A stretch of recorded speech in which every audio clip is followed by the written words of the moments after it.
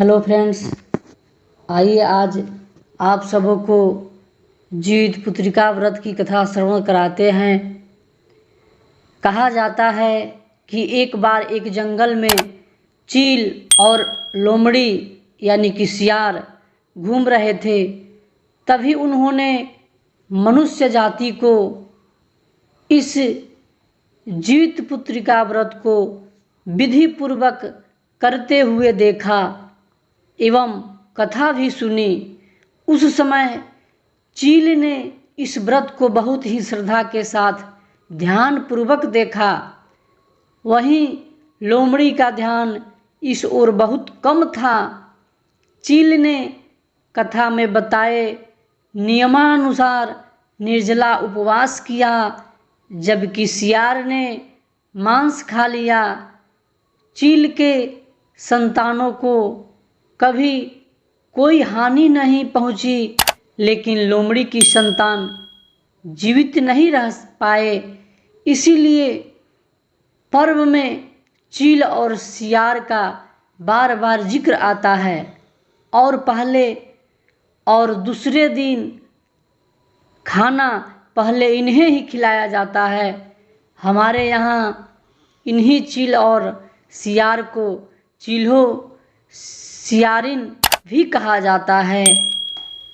यह पर्व महाभारत काल से जुड़ी हुई है और इसके संबंध में दो कहानियां हैं जो इस प्रकार हैं। महाभारत युद्ध के बाद अपने पिता की मृत्यु के बाद अश्वत्थामा बहुत ही नाराज था और उसके अंदर बदले की आग तीव्र थी, जिस कारण उसने पांडवों के शिविर में घूमकर सोते हुए 5 लोगों को पांडव समझकर मार डाला था। लेकिन वे सभी द्रौपदी की 5 संतानें थी।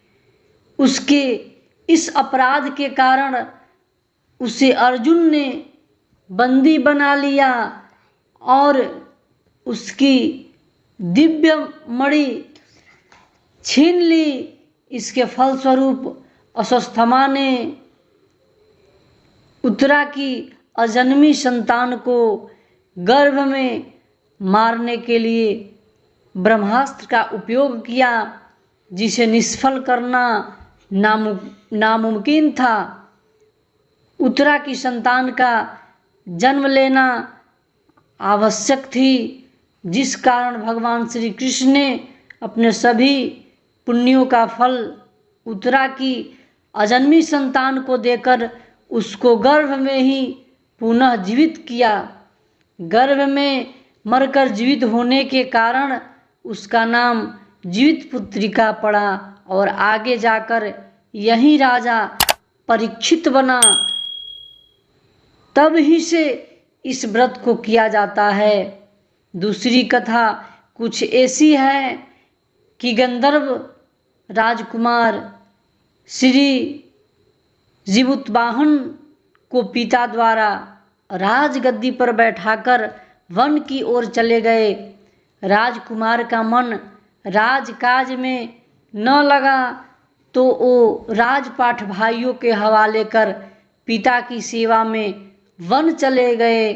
उसी वन में उनका विवाह मलयवती नामक कन्या से हुआ।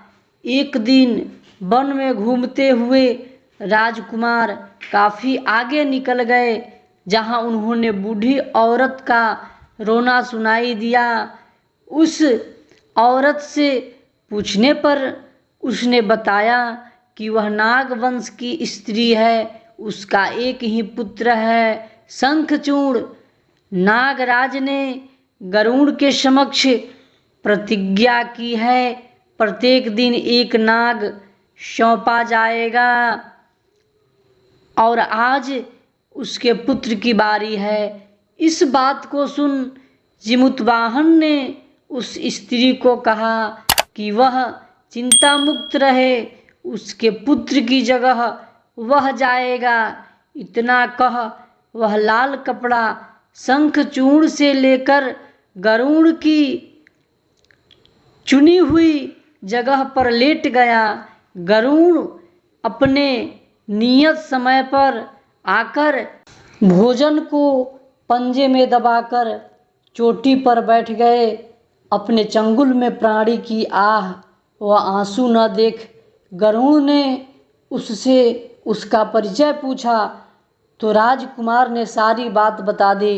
गरुड़ राजकुमार की बहादुरी से प्रसन्न होकर उसे जीवन दान दिया और नाग जाति की बलि न लेने का वचन दिया।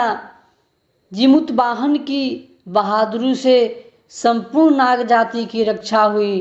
तभी से जिमुतवाहन की पूजा का विधान शुरू हुई। इस प्रकार से जिउतिया से संबंधित दोनों कथाएं संपन्न हुई।